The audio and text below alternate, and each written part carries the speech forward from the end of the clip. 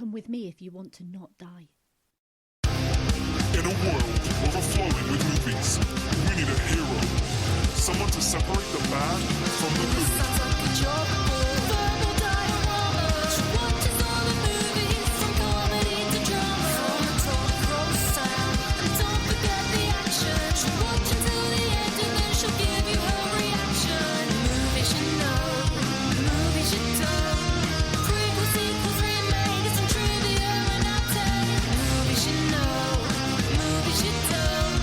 Interesting stories, all the categories.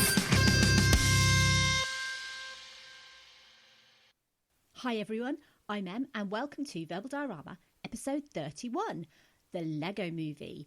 And this is episode 5 of my animation season, following on from Arthur Christmas, Akira, Kubo and the Two Strings and The Incredibles. And this is a slight deviation from the animation I've covered thus far, as the final third of the movie contains live action segments. But it is classed as an animated movie, and I make the rules on this podcast and I'm treating it as animation. As I mentioned, my last episode was on The Incredibles, and I kind of just want to start with that really, because The Incredibles has just been, it's been received like super, I guess. I just wanted to say something other than incredible and I couldn't think of anything else. It's actually broken records. It's the longest solo podcast that I've done so far, which was big enough. And it was actually downloaded more than 100 times on the first day, which has never happened on this podcast before, ever. I've had more than 100 downloads in a day, but never for one specific episode and never on that episode's release day. So thank you if you downloaded The Incredibles. Thank you so much for downloading it. Thanks for making it incredible, I guess. And thanks for being incredible. This animation season is capping off my first year in podcasting, and it's been a genuine pleasure to bring you these movies sort of each episode and to get great feedback, even if it is just download numbers. I mean, it just means so much, and it really makes it worth it. Any podcast will tell you how much work they put in, and it's an astonishing amount of work. You would not believe, for like a half an hour to an hour long podcast, you would not believe everything that has to be done for it. But I really, truly am grateful. So thank you so much. I'm going to go straight into the Lego Movie because I have a lot to say about this movie. And as part of this movie, we're going to go against the instructions.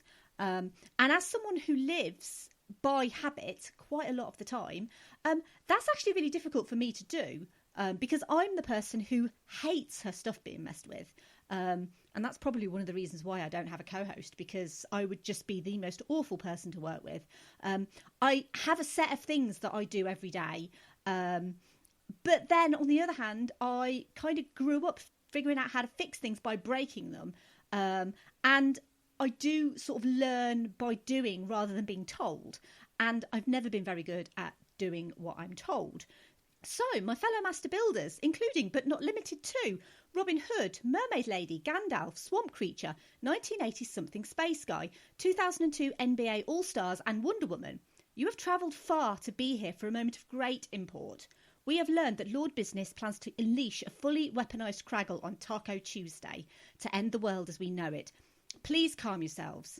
Green Ninja, Millhouse, Nice Vampire, Michelangelo and Cleopatra, there is yet one hope. The special has arisen. Here's a trailer. Okay, and we're rolling, and action. Just go ahead when you're ready. Sorry, I wasn't listening. I've just been bat-mailing on my bat phone. Yeah, can you just do the line, please? I'm Batman. No, the other line? Oh, right. I'm supposed to say some baloney about how you shouldn't click that skip button. Yeah, the sooner you do that, the sooner we can show people the trailer for the Lego Movie. Fine. Crank up those subwoofers, dude, and check this out. Good morning, apartment. Ready to start the day. Jumping jacks, hit 'em. 1, 2, 3. I am so pumped up! Yes! Overpriced coffee. That's $37. Awesome! Everything is awesome. Oh my gosh, I love this song! It's cool when we're part of a team. Everything is awesome.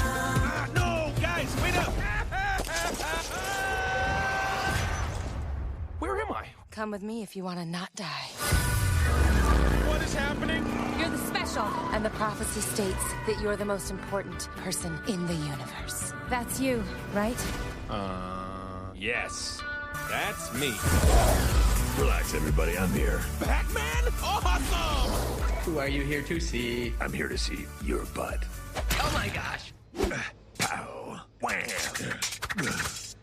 First try.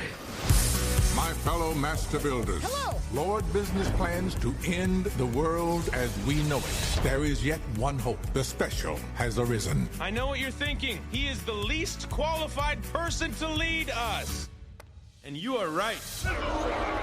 A house divided against itself would be better than this. Abraham Lincoln!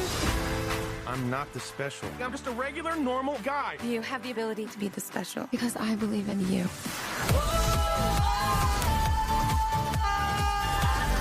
Robots, destroy him! Aloha, loser! We'll wing it. It's a bat pun. Take him to the melding chamber. Isn't there supposed to also be a good cop? Hi, buddy. Would you like a glass of water? Yeah, actually. Too bad. We are entering your mind. What? I don't think he's ever had an original thought. That's not true. Introducing the double-decker couch. So everyone could watch TV together and be buddies. That is literally the dumbest thing I've ever heard. Let me handle this. That idea is just the worst. To the Batmobile. Dang it. To the invisible jet! Dang it. When the evil Lord Business seizes a powerful relic called the Kragle, giving him the power to take over the world, the wizard Vitruvius issues a prophecy. A person called the Special will locate the piece of resistance, the one relic with the capacity to neutralise the Kragle. 8.5 years later, Emmett, an ordinary construction worker in the town of Bricksburg, is attempting to fit in and make friends in the world. When he accidentally stumbles upon the piece of resistance, he finds himself captured by authority figures with the intention of killing him and destroying the piece of resistance. Before they can kill him, a beautiful master builder named Wildstyle rescues him and unites him with Vitruvius. Together with Batman and several other master builders, they set out to find a way to stop Lord Business's evil plan to use the Kragle to destroy the world in 3 days' time. So, cast! This is a great cast. This is one of my favourite animated casts ever. So we have Chris Pratt as Emmett Brakowski. And this is actually probably one of my favourite Chris Pratt roles because he just brings so much joy and sort of naive joy to Emmett. He's just an absolute delight in this movie. We have Will Ferrell as Lord Business and the man upstairs, whose office is on the 50th floor of the Octon Tower, protected by lasers, sharks, and laser sharks, in a fab little nod to Dr. Evil from Austin Powers. Elizabeth Banks as Lucy, who also calls herself Wildstyle, amongst many other names that she's had. Many other, did I just say that? I did. Many other names. She's kind of going through her own crisis of identity, because honestly, if anyone's really truly special and outstanding in this movie, it's her. And Elizabeth Banks, I think, is also really great in this movie. Will Arnett as Batman. I mean, this is Batman. And boy, do we need to talk about Batman. But I want to talk about Batman specifically in a little bit. We also have Nick Offerman as Metalbeard, Alison Brie as Princess Unikitty, Charlie Day as Benny, a.k.a. 80s Spaceship Guy, Liam Neeson as Bad Cop, Good Cop, who's brilliant. It's one of my favourite Liam Neeson performances ever. And he actually recorded both the Bad Cop and Good Cop lines in the same sessions as they're scripted. So he is actually switching between Good Cop, Bad Cop, Good Cop, Bad Cop, and it's just a joy. Morgan Freeman, again, just wonderful. You know it's Morgan Freeman straight away as Vitruvius in his first ever animated movie. He's never done an animated movie before. I hope to God that Morgan Freeman does some more because he's so great. And obviously, as I mentioned, there is a live action section. Will Ferrell plays the man upstairs, or the dad, and Jaden Sand plays his son Finn. And there are loads of cameos. not going to run through all of them. I'm just going to run through the really notable ones. Channing Tatum is Superman. Jonah Hill is Green Lantern. Kobe Smulders is Wonder Woman. Anthony Daniels and Billy D. Williams playing C-3PO and Lando Calrissian, respectively. And Shaquille O'Neal plays himself. So the movie was written and directed by two very nice chaps called Phil Lord and Christopher Miller. Now, they previously wrote and directed Cloudy with a Chance of Meatballs, which I think is absolutely wonderful. They also did a little movie called 21 Jump Street, and they actually went on in the same year as this. They brought out 22 Jump Street. They wrote the Lego Movie 2, the second part, and they also wrote Spider-Man Into the Spider-Verse. Basically, they seem to have a really great track record. Because I have such an affinity with pretty much all of the above. They have this kind of amazing ability to take a product, sort of be it something like the Lego Movie or something like 21 Jump Street, both things that you think you probably couldn't make a very decent movie out of. And they not only make it sort of completely coherent as a feature, but they add these sort of brilliant little additional touches, usually based around humour, sight gags, ad-libs. And they tend to really choose a cast that just seems as interested and invested in the project as they are. Let's be honest, when they announced 21 Jump Street, no one thought it would be good. No one. They were like, what are you doing? Making a movie for 21 Jump Street. And then the casting of Channing Tatum and Jonah Hill, I think, me included as well, I thought, well, that's not going to work at all. There's no way that would work. It's inspired, like genuinely inspired. And the fact that they also got Channing Tatum and Jonah Hill to cameo in this movie, as well as Superman and Green Lantern, it really does seem like mostly everything Lord and Miller touch turns to gold. But there are a few notable exceptions, and the main one is Solo. Because the Star Wars movie Solo, they were supposed to direct, and they ended up being fired. They were replaced by Ron Howard, who reshot 70% of the movie. And that was enough to give Ron Howard a solo director credit. And Lord and Miller agreed to be executive producers on that movie. I do find it quite fascinating to kind of think what a Lord and Miller version of Solo could have been. Because I think Solo was okay. Solo wasn't outstanding. It wasn't up there for me. I just found it to be a little bit middling, I guess. But I'm very interested to know what Lord and Miller would have done with Solo. But we're not here to talk about Solo.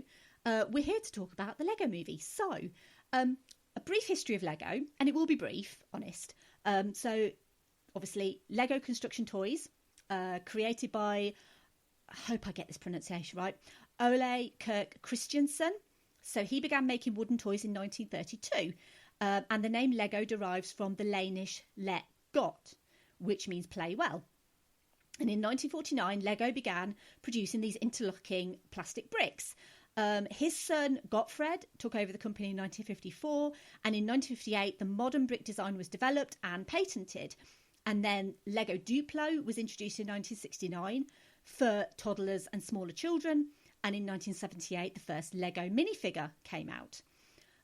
If you want a more in-depth history of Lego, because it's a fascinating story, I would highly recommend Netflix's The Toys That Made Us, Season 2, Episode 3. It's completely on Lego. It's really great. Let's just say this movie did not hinder Lego at all. In fact, it helped Lego to literally become the biggest toy franchise in the world.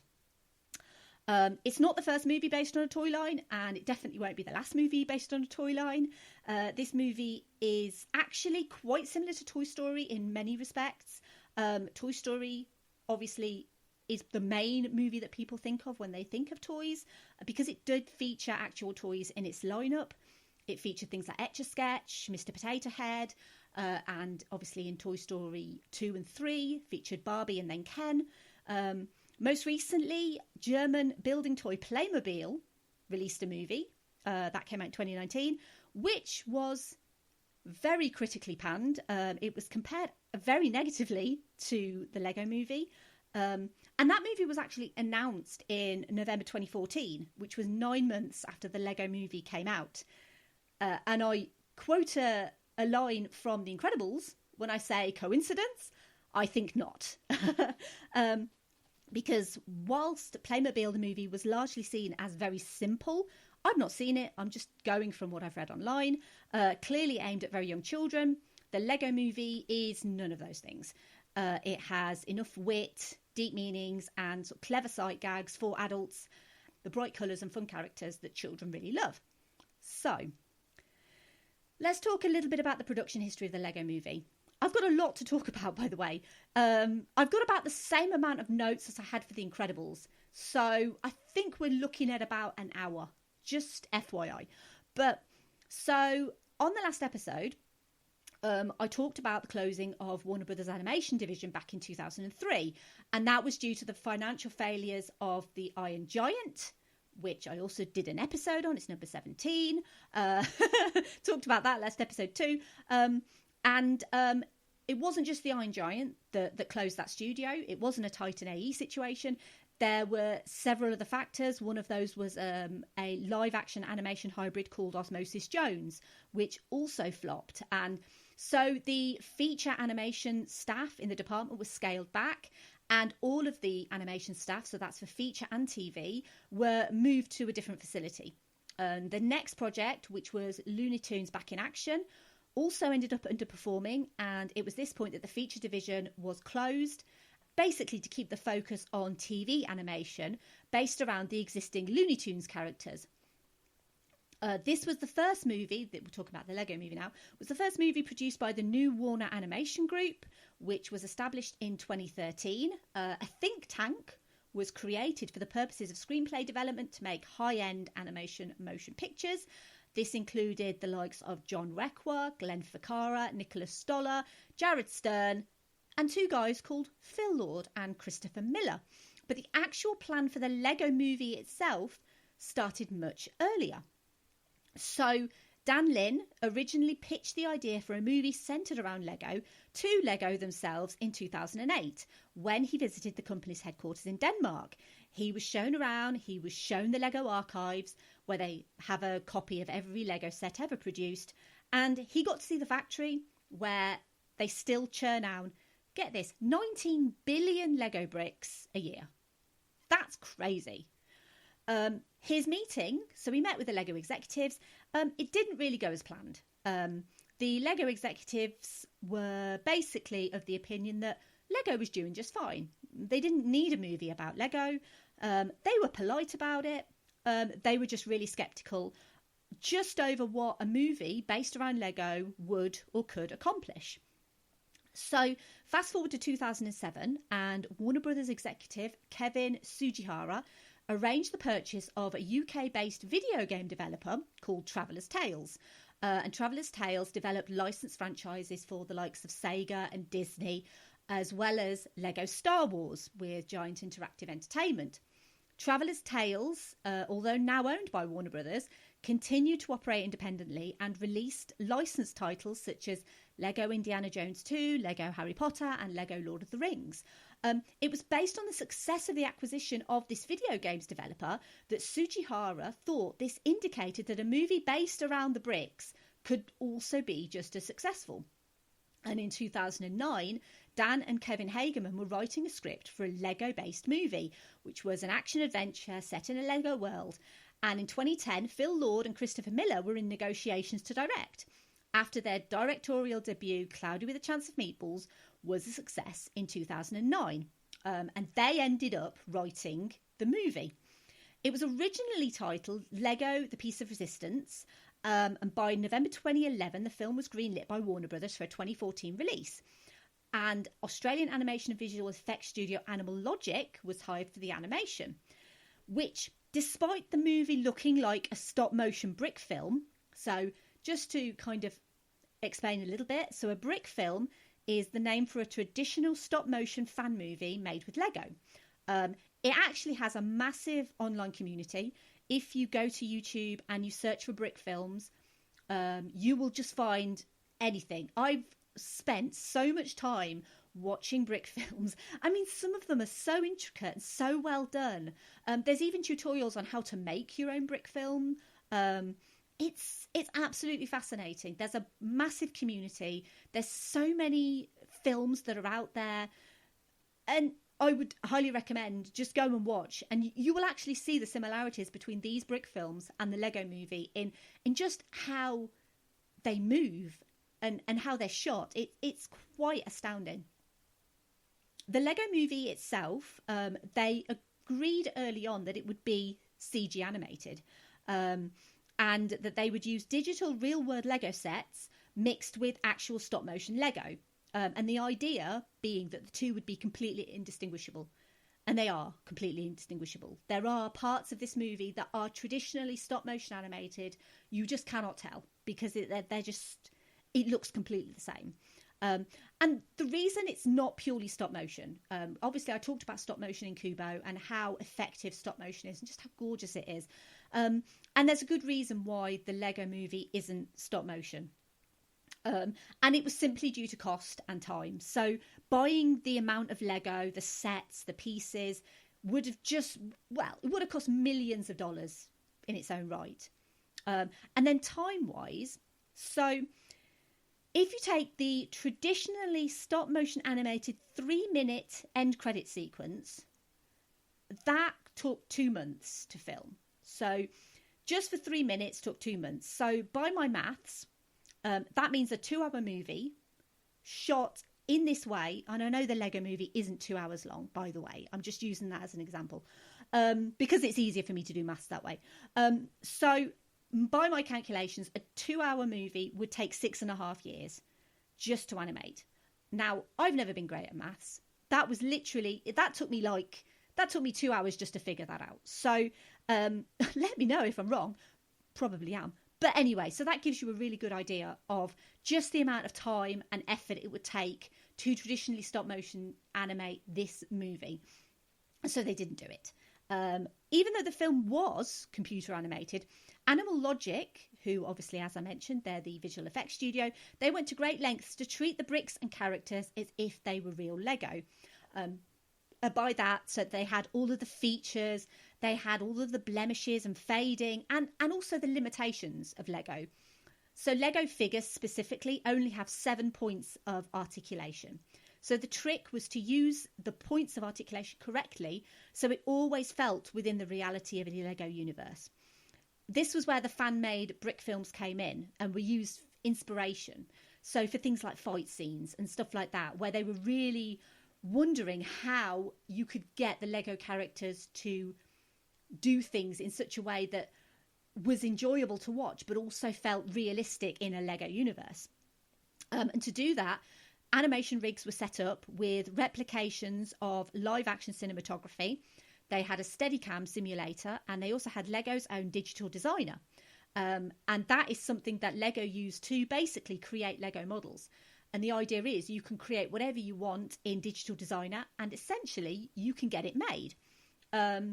But this is obviously also where the official Lego Brick Library comes in, because it can simulate how individual pieces of genuine Lego fit together. And famously, the movie contains all genuine Lego pieces, apart from President Business's hair and his helmet. All the piece numbers in the film are genuine, real Lego element IDs or part numbers. Master builders are a genuine thing too. They are the people who work for Lego. They design the Lego sets for sale, and they also are the people who create those giant detailed sculptures made out of Lego that you find at places like Legoland. Okay. I'd just like to add as well that if I'm struggling to articulate what I'm trying to say, it's for no reason other than I had dental work last week and my mouth still isn't right. So I am trying to get the words out, I promise. It's just that my mouth is not catching up with my brain at the moment. Anyway, I'll continue. So one of the most perfectly endearing things for me, and probably for many people, about the Lego Movie is its imperfections.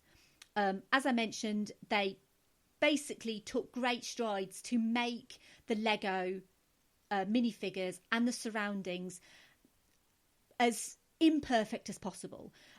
They contain things like blemishes, fingerprints, scratches, marks.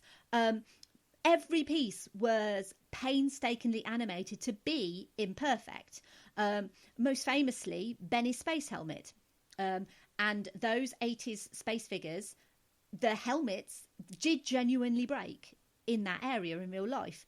And it's really interesting as well, because in a modern animated CG world, those movies take credit sort of for being as flawless and beautiful and ethereal as possible, where everything else is perfectly animated and like I say, flawless to the nth degree. It's actually really charming to see a world where everything is awesome but nothing is perfect. Every piece of scenery, mountains, grass, houses, flowers, fire, water, explosions, animals, is all made of flawed pieces of real looking Lego. The ground is all made of base plates. If you look really carefully, the lava in the first shot, for example, it's all red Lego base plates with little lava popping out. I mean, technically that shouldn't happen on Lego, but I don't care because it looks so great. The lighting in this movie is phenomenal because the Lego reflects it appropriately. Because Lego pieces, if you shine a light on Lego pieces, it will reflect back. They've literally thought of everything to make this Lego world look like it really could have been an actual stop motion brick film shot in Will Ferrell's basement. I mean, it's astonishing. It also makes fun of its own incredible achievement in animating these characters so wonderfully by having the character of Vitruvius come back as a ghost, but have him suspended on a piece of string, because things like that is exactly how an 8-year-old would envisage a ghostly character. It's just brilliance. There's no other way to describe how much thought has gone into this movie. Additionally, things like items being shot out of focus, which is a trick I mentioned in the last episode that The Incredibles also does. And as I said last episode, CG animation doesn't do that. You have to make it do that. So not only did they put this amazing level of detail in all of these shots, they also specifically shot things out of focus so it would draw your eye on the thing that was in focus. So the animation director was a guy called Chris McKay. He's known for his work on Robot Chicken, and he was brought in as animation director for sections of the movie, and it was McKay's suggestions that helped bring together these massive big set pieces like the scene in the ocean, which I have to admit, even though it's a completely different ocean setup to Kubo and the Two Strings, it's just as stunning. It's just as technically detailed and beautiful, and it's just as much of a feat of animation. Even though it's not stop motion, they still had to program a computer to make it look like an ocean with these beautiful hues of blue and grey Lego. I mean, it is awesome. And like The Incredibles being incredible, I feel like I'm going to run out of superlatives to describe the Lego movie being anything other than awesome, because it really, really is. It's almost like the imperfections of the Lego movie sort of also make it perfect in a weird, ironic way, because it's just so gorgeous to look at, full of bright colours, and it still retains the charm of a traditionally stop-motion animated movie without sacrificing any of the depth you'd expect in a movie that caters for both adults and children. Because it's funny without being silly, it's cute without being sickly. It's written by adults, but through the eyes of a child. Because children make up silly stories. It is technically a silly story that's been made up by a child, but it never feels like it's so silly that an adult can't appreciate it. And this story is basically Finn's way of dealing with the incredible power he has over Bricksburg while he's playing, and also dealing with some of the restrictions he's been given over his life by his father. So he's created this modern dystopia of conforming to rules. You can see it in the signs all over the city, including things like "because I said so" and "no chewing gum." And these are going to be things that his dad has been repeatedly telling him over and over. The very start of the movie is 8.5 years earlier, and Finn, we can argue, is about probably 8.5 years old. And I really don't think that's a coincidence. The man upstairs, Finn's dad, obviously one day realised he was going to be a father. And in addition to realising he was going to be a dad, thought, this kid's going to break all my stuff, so I need to make sure that he doesn't. And so he starts taking precautions, locking the Lego in the basement, putting it on a high table, telling Finn he's not allowed there, giving him all these rules, and then basically saying all of the other typical things parents tell children. And using the Kragle is kind of the final straw. This is Finn's dad saying, enough is enough. I don't want you playing with my stuff. Although the movie is completely gorgeous, and I feel like I can't talk about how good looking this movie is enough, the themes in this movie go so beyond being just an ad for Lego.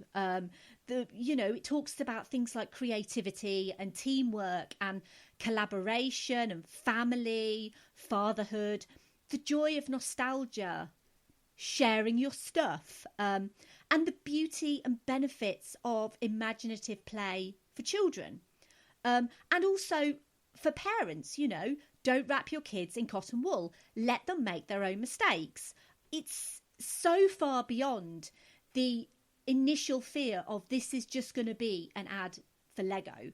And to be honest, the fact it could have been an ad for Lego is probably the thing that got it greenlit in the first place, because generally it's going to get greenlit if they think it's going to make money. Add to all of the above the fact it is so intricately detailed and animated. In every frame there's something going on in the background that's interesting or funny or weird. It's the sort of movie that you could just continually keep pausing and pause and pause and pause and pause, and you will see the little details in the background. It's insane level of detail. It's a level of detail that's rarely surpassed in modern CG animation. And I'm not going to name the studios, but there are quite a lot of animation studios that just churn out movie after movie after movie for kids, essentially. And I've always said animation is not for kids specifically. It's for everyone. But there are studios that just focus on children and they just churn it out, churn it out, churn it out. I'd argue that the only other studio that kind of does include this really, really insane level of detail, it's normally something you'd see in Pixar. And by extension, probably Disney and their animation, but mainly Pixar, because in every Pixar movie, you will always see these little things in the background, these things that are going on. It is just a crazy amount of love that goes into this movie specifically. And this movie it's really difficult to summarize, but I would kind of summarize it if I was going to say it's half this and half that. It's kind of 50% parody of literally everything and 50% homage to everything else.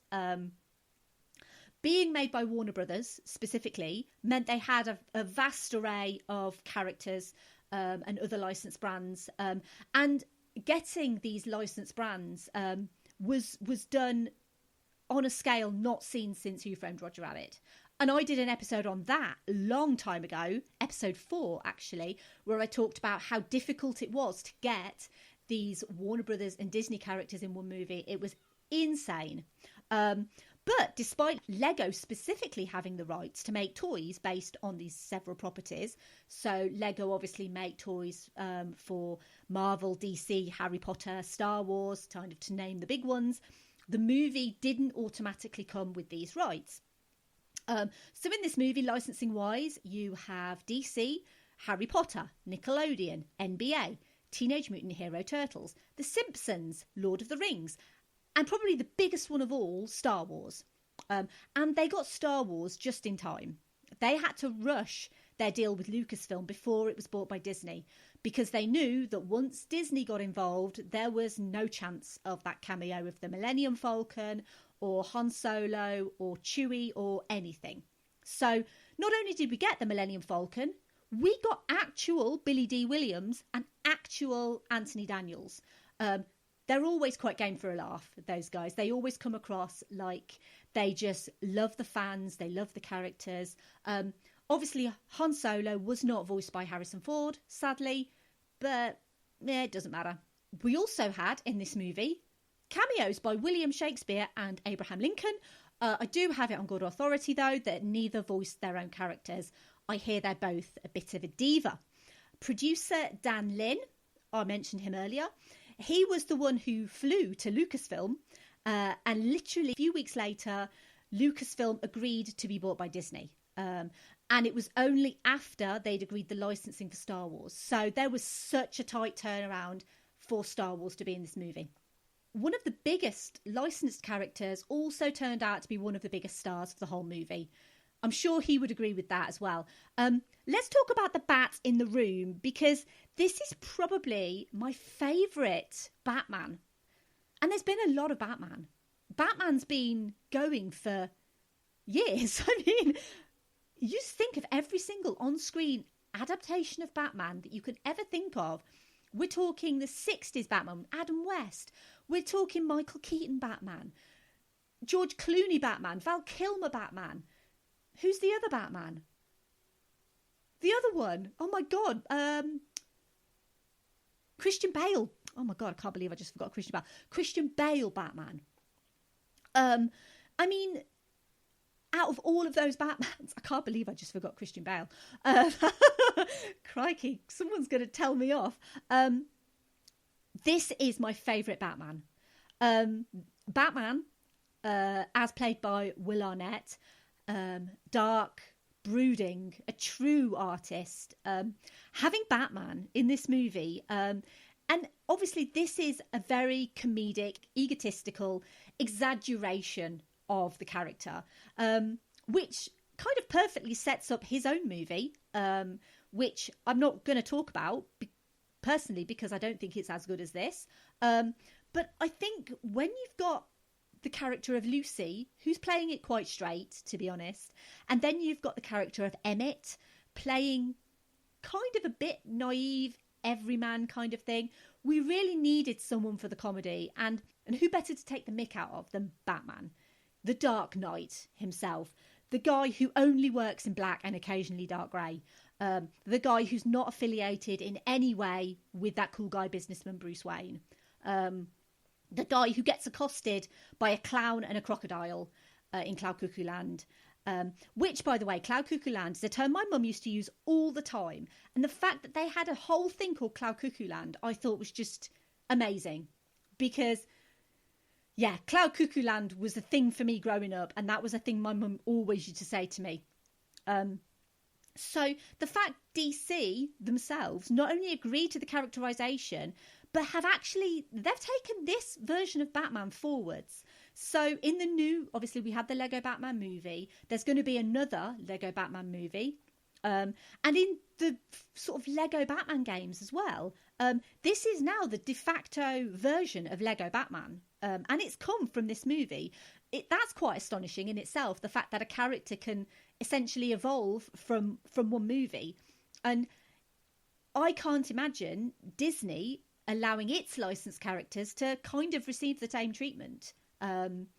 It just wouldn't have happened. I'm kind of glad that they got in with Star Wars before Disney bought Lucasfilm, because otherwise we would have never had the fact that Batman stole the hyperdrive from the Millennium Falcon.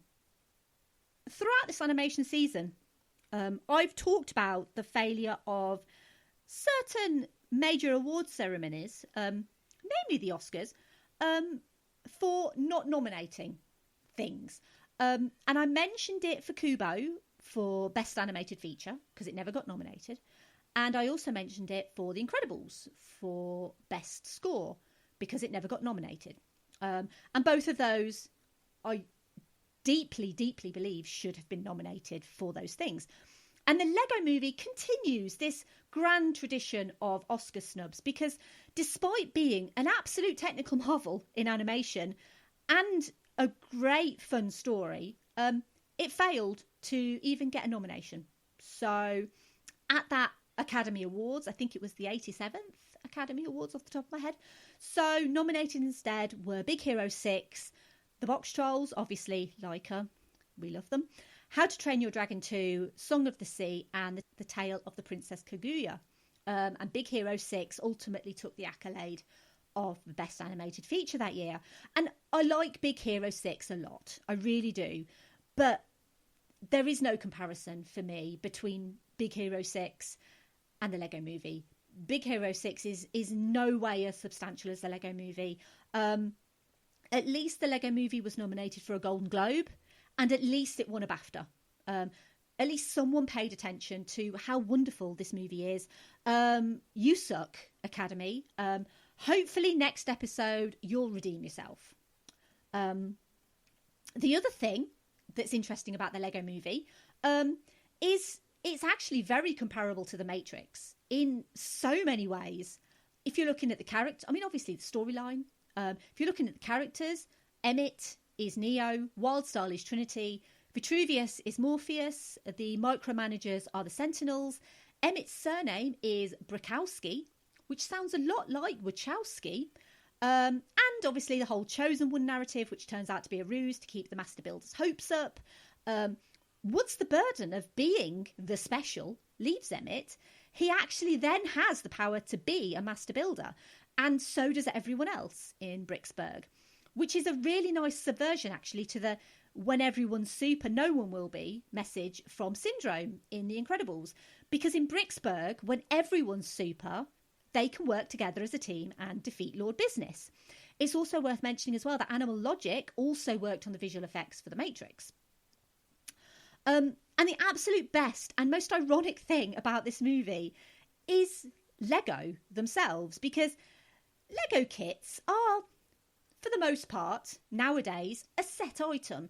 So you have a Lego kit for a car or a boat or a building, and you have instructions to build that one item. Back in the old days, and we're talking sort of back in the 70s and 80s, by the way, I was not alive in the 70s, but you used to just buy Lego bricks. And when I was a kid, you just used to build random stuff. You never had a kit. I used to build loads of towers and stuff like that. But nowadays, it's all about building these specific kits and building specific things. And in making this movie, Lego have shown this incredible ability for this very established and successful company to make fun of themselves and to go along with the joke. And that's the most incredible, I should say awesome actually, that's the most awesome thing of all, is the fact that Lego signed off on this. So Lego are more than happy to actually take the mickey out of their own system, which is pretty cool. If you think about it as well, it's also a really clever satire on the current state of Hollywood. So if you look at the man upstairs, being so convinced that what he's built is perfect, he refuses to let anyone else come in and change anything because he knows best. And that's why we end up with the sequels, prequels, remakes, etc. Because there's no originality. It's sorely lacking. What we need is the Finns of the world to kind of come into Hollywood to create these new ideas, to build these things up from the ground. They'd be awesome, wouldn't they?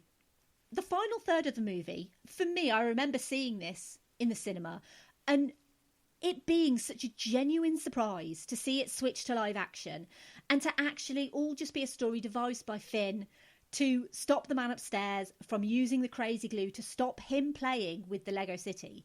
And this is where the emotional crux of the story really comes in, because it's got some really heartfelt scenes between Will Ferrell and Jaden Sand, perfectly cast to play Ferrell's son, and it gives the movie so much extra depth.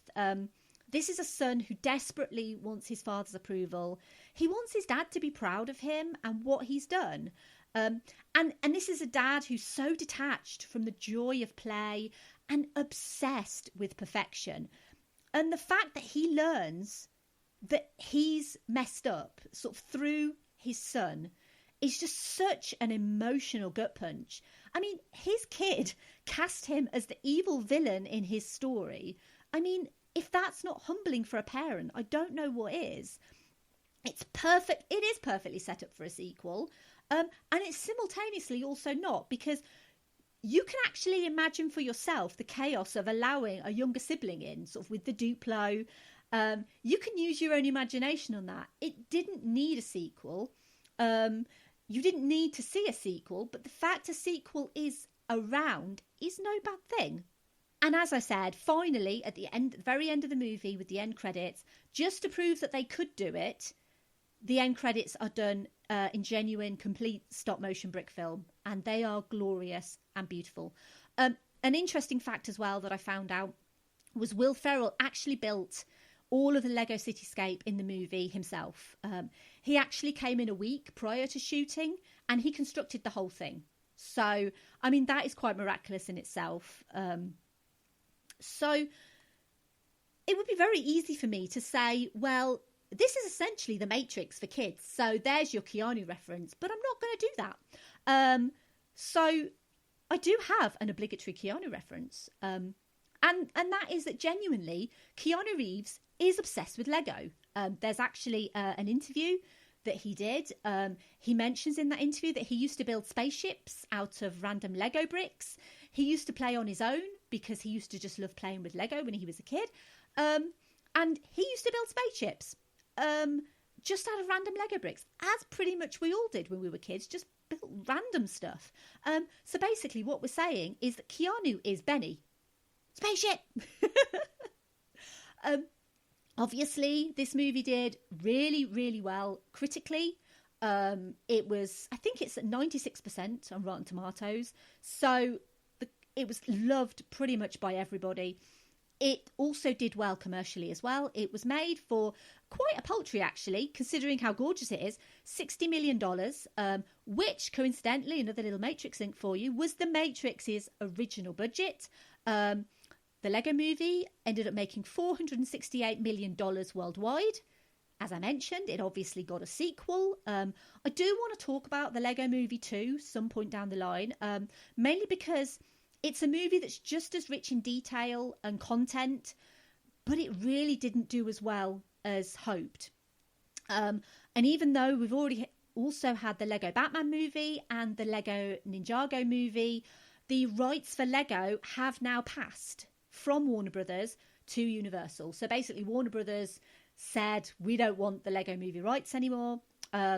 But they retain the rights to the characters. So characters created for the Lego movie like Emmett, Lucy, Unikitty, they're still owned by Warner Brothers. So Universal are going ahead with their own Lego movie universe thing. And they're going to create a completely new set of characters. I believe Universal are going to be releasing the new Lego Batman movie as well. And I guess the final thing to mention is that song. The song that perfectly encapsulates and makes a mockery of infectious, dumb pop music by Tegan and Sara, featuring The Lonely Island. Everything is Awesome was nominated for Best Original Song at the 87th Academy Awards, and it ended up selling over 1 million copies. I mean, that is just mad in itself. The fact that Everything is Awesome, which I remember was on the radio all the time at one point, and it did get that really kind of infectious in your head. I mean, that was what it was supposed to do. But the fact it sold over 1 million copies is just crazy. I always ask for social media thoughts. I didn't get very many, actually. I didn't get as many as I thought that I would, considering how beloved the Lego movie is. But sometimes I kind of feel like because I put these requests out on a Saturday's probably not the best day to do it because people tend to, be with their families on a Saturday or go out. So maybe that's the reason. But I do have a few. So Twitter, Andy at Geek Salad Radio said, This shouldn't have worked. A film about revolutionaries and free expression performed by Legos? No way. There's so many cherries on top of this delightful movie to count. Fantastic voice acting, brilliant interplay between the real and play worlds, and that song. This one is a favourite in my house. However, I found it ironic when my daughter got the Cloud Cuckoo Land set that coming from a movie that wants everyone to be free thinking, we followed the instruction book. Everything's awesome indeed. And that is the weirdly ironic thing, is that you get a set, you have to follow the instructions, but it's based on a movie where you don't want to follow the instructions because everything is boring when you follow instructions. But Legos have instructions, so... And I have to say, a bit of a faux pas just then on my part. It's not Legos, it's Lego. But sometimes I get into the habit of saying Legos and I don't mean to, so apologies to Lego for the faux pas. Did not mean to say Legos. At Derek Jones 198, which by the way is Derek from the Midnight Myth. Hi Derek. He said, it takes the theme of the Chosen One and flips it on its head, making the prophecy a lie. The Chosen One is just a regular insecure guy and all the relics, simple office supplies, meanwhile telling a tale of a father learning to see his son for who he is. And Batman. It's awesome. At Pulp Cereal, who's Hardiel, one of our patrons, hi Hardiel, said, I went to see this on my birthday. I didn't know what to expect. I just assumed that I would have a few good laughs and look at some nice animation. Then I ended up getting Fahrenheit 451 with Legos. I loved it. I was blown away. The rest of my family, not so much. Sad face. That is quite sad, actually. I don't know why. And at the Iridescent A1 said, this song pops into my head on a daily basis. And that's interesting, actually, because the song that's featured in the sequel is all about a song that gets inside your head. And yeah, that's interesting. I will. It is on the big list. I'm not planning to feature the Lego Movie 2 anytime soon, but I might try and stick it in because I think it's got some really interesting things to say. And I think the soundtrack is just out of this world for the Lego Movie 2. And it's got some great additions to the cast as well. Over on Instagram, by the way, at Hemcast said, absolutely wonderful movie, in my top 5. And at Snuggles 2005 said, I absolutely love the Lego Movie. It was everything I wanted it to be and more. Great choice of voice actors, and on the stunningly beautiful city blocks from the expensive coffee shop to the Rainbow Bridge, everything is awesome. And a couple on Facebook. So Andy said, I had been a Lonely Island fan for a while when Everything is Awesome came out, but I had just discovered Tegan and Sarah, the female voices on the song, about a month before the movie was released. Also check out the Garfunkel and Oates version that appears in the sequel.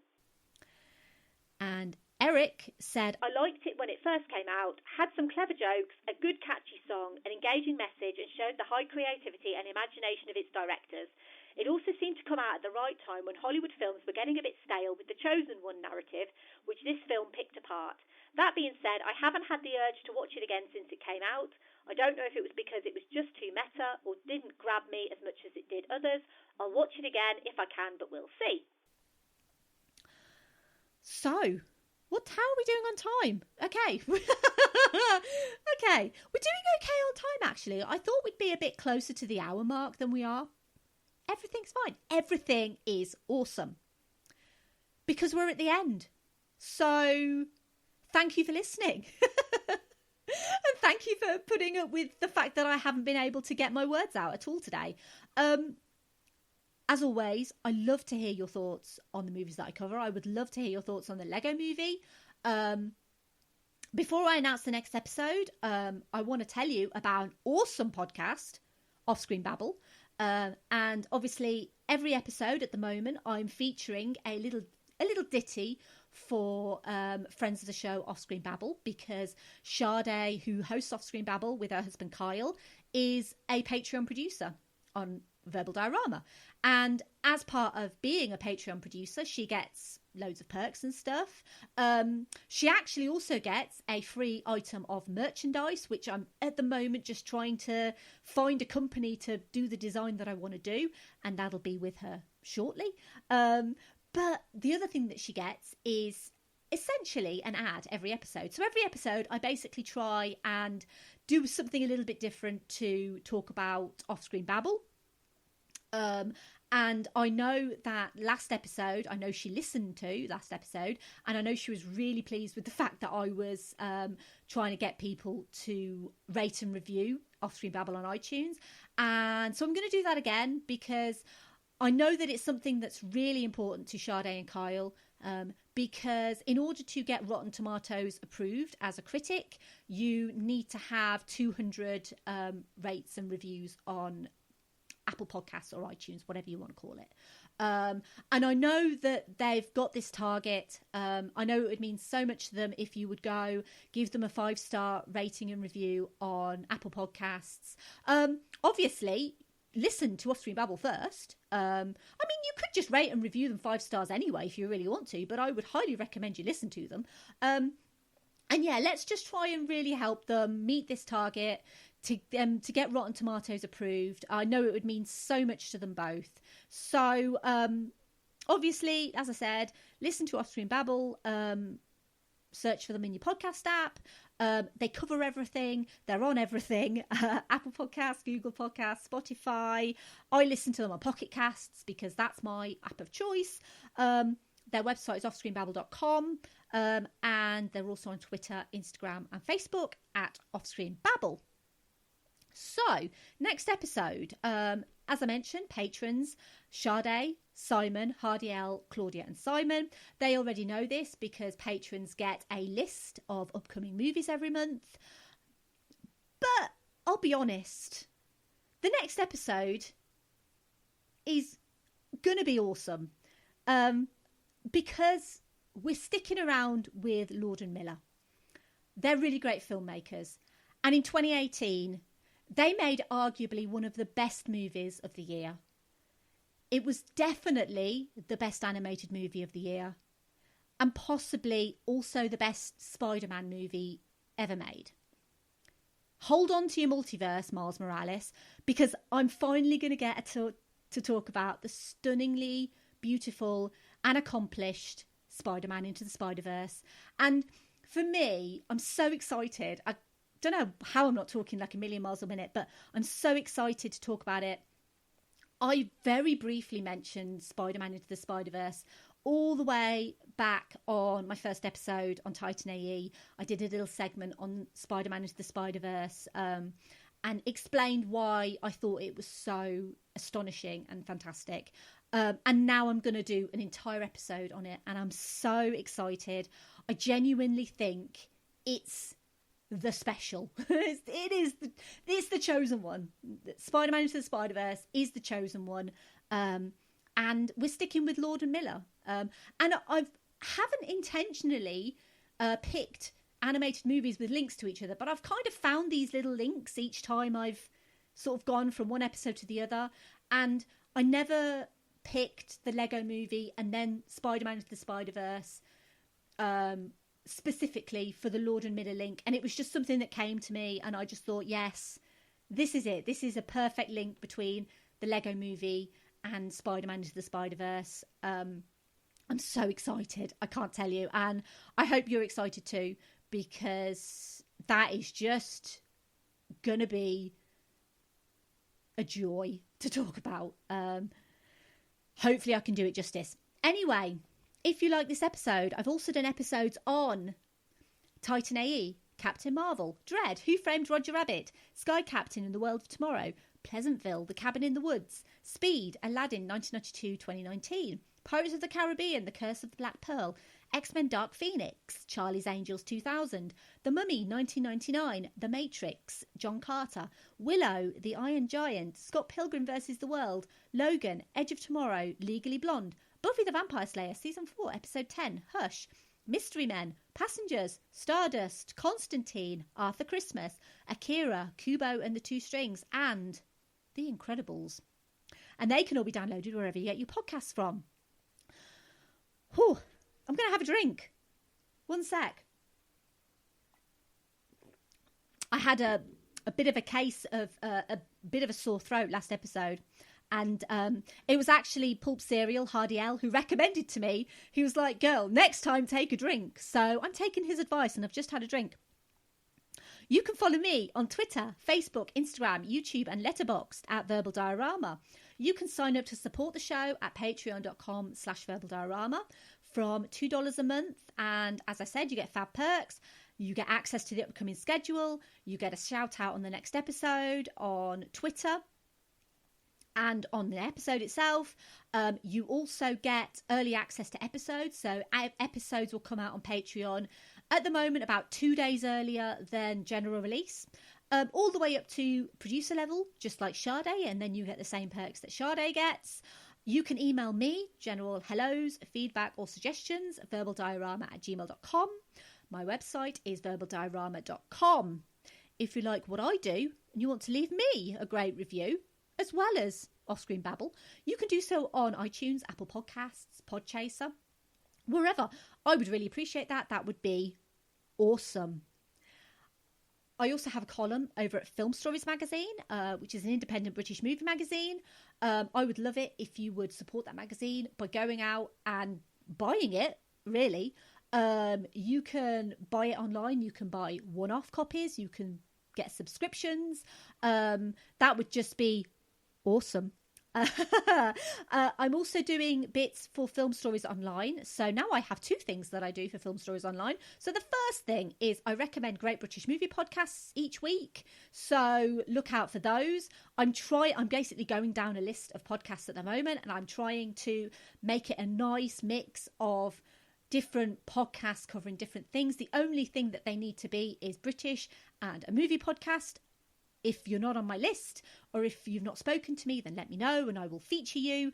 The second thing that I'm doing now is I'm actually doing a little list for the iPlayer, and I'm updating that list every week with films that are on the BBC's iPlayer, which is iPlayer is a free service that if you've got a TV license, you get access to iPlayer, and there's loads of films on iPlayer. So keep an eye on that list because it's changing constantly. I update that every week as well. And I guess that's it. We are done. And the final thought I have for the Lego movie is a really simple one. You don't have to be the bad guy. You are the most talented, most interesting, and most extraordinary person in the universe. And you are capable of amazing things because you are the special. And so am I. And so is everyone. The prophecy is made up, but it's also true. It's about all of us. Right now, it's about you. And you still can change everything. Good to know, right? Bye. Movie should know.